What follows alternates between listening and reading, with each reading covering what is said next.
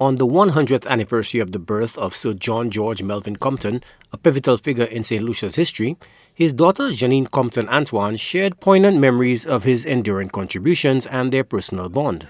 Jeannine, as she is affectionately known publicly, recounted the extensive and foundational nature of her father's achievements for St. Lucia.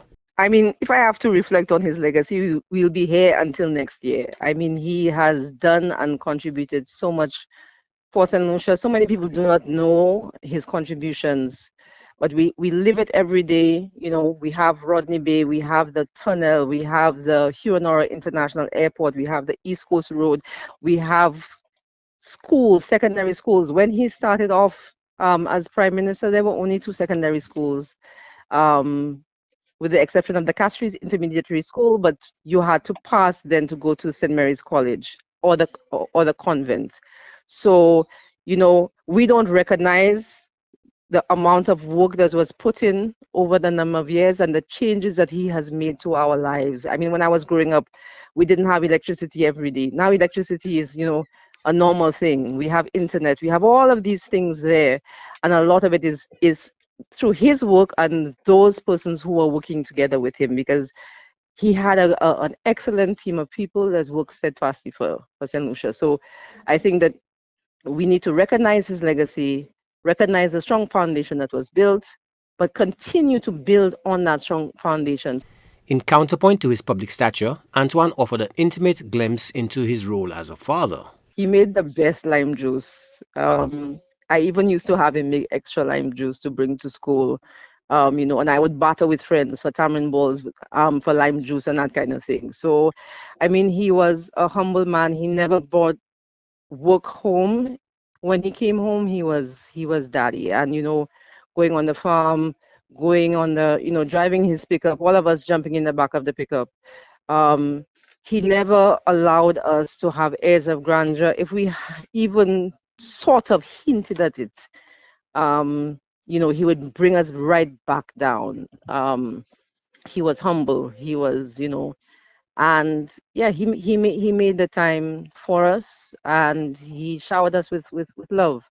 And I'm truly appreciative of him for making me the well-grounded person, the person who, I think for all of my siblings, focuses on St. Lucia and what we can do to contribute to St. Lucia. Jeannine also addressed the family's non-involvement in the Centennial event held at Constitution Park, which was organized by the political party he helped establish, the UWP. In terms of what happened at Constitution Park, the family was not invited, not even my mother, Lady Compton.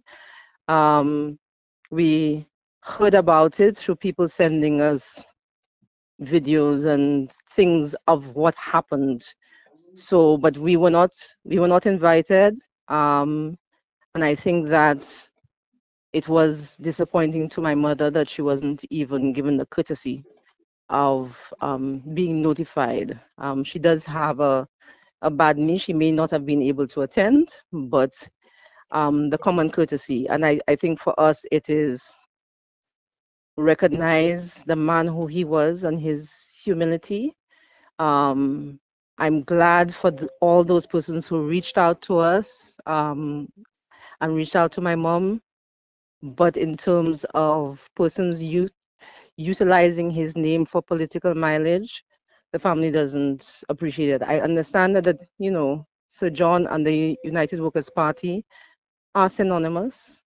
You cannot separate the two, but there's a need to respect him and what he has done, and there's a need to respect his widow. For Compton, her father's pragmatism in nation building and statecraft, not monuments and ceremony, should guide future generations with the national interest superseding differences. No matter what color or creed we are, need to look at what our founding fathers, so my father and George Mallet and Nancy and George Charles and all of those persons who have come before us, the foundation that they have built.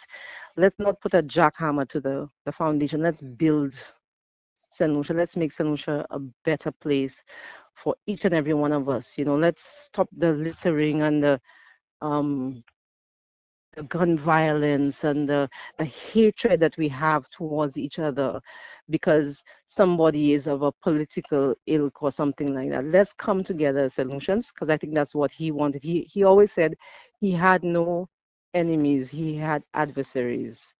And so let us work together as a people to build our nation to the great nation that it is supposed to be. Jeannine Compton Antoine again stressed that the truest homage to her father's memory would be the collective advancement of St. Lucia through unity, setting aside factionalism for the greater good.